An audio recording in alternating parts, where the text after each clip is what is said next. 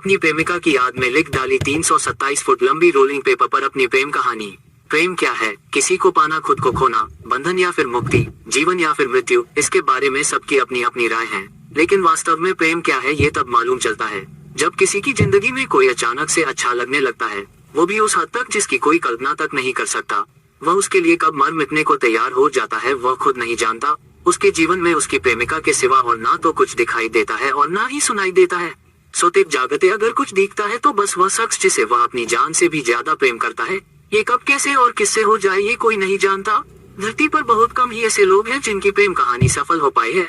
अधिकतर प्रेम कहानियों का अंत बहुत ही बुरा हुआ है।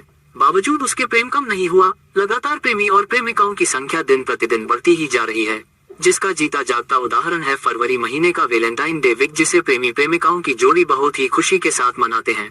लैला मजनू, रोमियो जूलियट और शीरी फरहाद जैसे नाम अपनी प्रेम कहानियों के चलते एक मिसाल के तौर पर आज भी अपनी मौजूदगी दर्ज कराते हैं। ये नाम प्यार में कभी एक तो नहीं हुए, मगर ये वो नाम है जो इश्क व जुनून में मर मिटने वाले रूमानियत के फरिश्तों की तरह हमेशा याद किए जाते हैं। इनके सच्चे प्यार के पीछे भी दर्द भरी कहानियां हैं, जिन कहानियों को अब भी प्रेमी जोड़े अमल करते हैं। कुछ इनके प्रेम कहानियों के तरह ही मिलती जुलती प्रेम कहानी है पश्चिम बंगाल आसनसोल कोर्ट मोड़ के रहने वाले 48 वर्षीय अनुपम घोषाल की, जिनको आज से 28 वर्ष पहले महज 18 की उम्र में उनके पड़ोस की रहने वाली प्रोमिता नाम की एक लड़की से नजर मिली थी। कुछ दिनों तक तो दोनों एक दूसरे को बस प्रेम की भावना से देखते रहे, फिर उन्होंने इशारों इशारों बातें शुरू की, जिसके बाद वह छुप छुप कर मिलने लगे। एक दूसरे को प्रेम पत्र देकर खुद की भावनाओं को एक दूसरे को सुनाते रहे।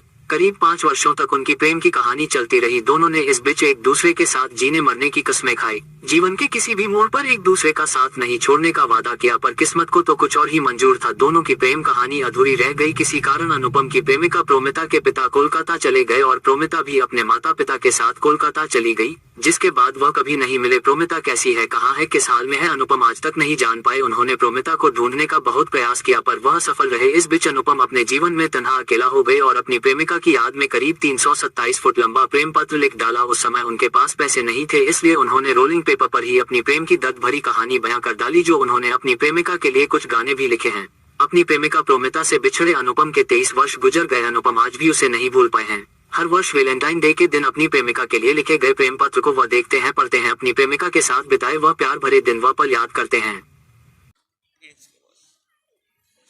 लेकिन मेरा पास पैसा नहीं था, इसलिए हम रोलिंग फॉर्मेट में लिखा।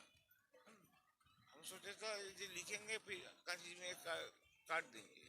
फिर जब हम कांची में काटने के लिए कांची उठाया तो मुझे लगा अंदर से हम शायद परमिशन का दिल्ली काट रहा है, तो हम नहीं काटा।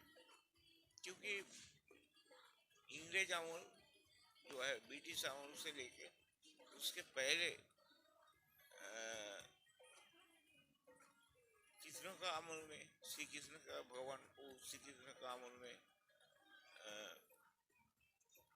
कोई भी राजा बहादुर के अमल में रोलिंग फॉर्मेट में प्रेम पत्र लिखता था या कोई मैसेज लिखता था।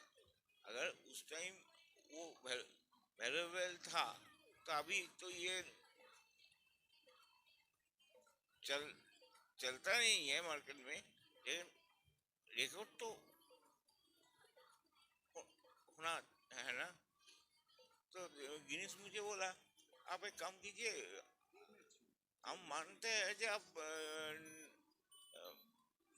ये जो लिखे हैं ठीक लिखे, लेकिन आप एक काम कीजिए, आप अपना रिकॉर्ड को दूसरे बार फिर तोड़िए, फिर नया से लिखिए। 327 फुट लिखे हैं, अब अभी 400 फुट लिखिए। ये कोई ये है